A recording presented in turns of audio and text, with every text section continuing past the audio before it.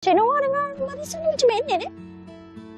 Sebab sebenarnya kita orang ni jarang makan kat kafe. Tak tahulah Cik Marisa ni tak nak makan kat luar hari ni. Tu yang dia ajak saya makan dekat kafe. Ke korang dua? Dah janji?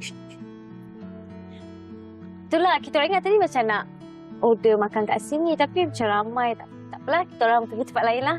Oh, awak tak ada kelas dengan saya kan? Kalau ada saya boleh je bagi 2-3 jam untuk berbual, tak ada masalah. 2-3 jam? Jom. Cun! Mari! Nak jalan sedikit.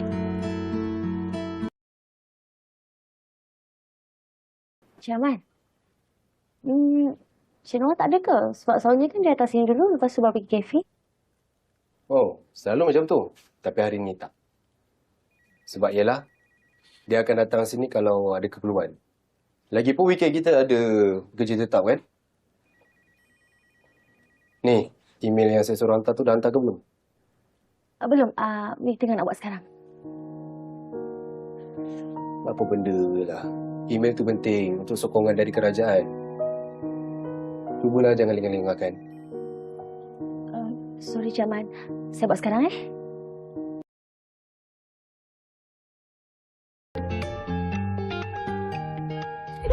Sorry. Saya nak pakai kawat seatbelt je. Sebab saya menjerit. Tak apa. Awak pakai sendiri. Sorry. Sorry, saya lupa.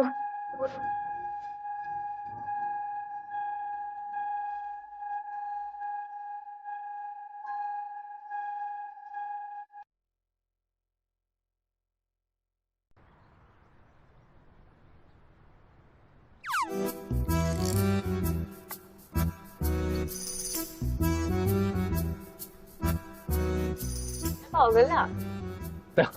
Dekat mulut awak tu ada buih. Nah. Tak apa. Nah. Sorry. Nah. Awak pasti.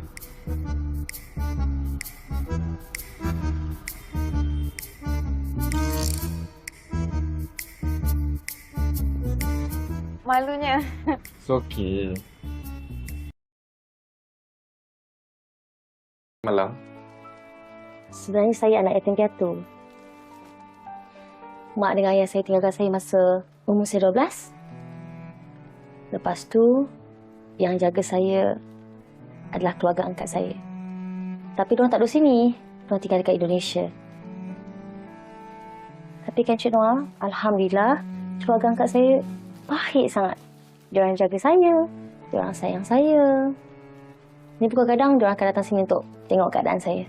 Sebab itulah, bila buat kerja kebajikan macam ni, saya suka. Sebab, yelah saya akan jumpa ramai orang. Dan bila jumpa semua orang, saya tak rasa seorang lagi.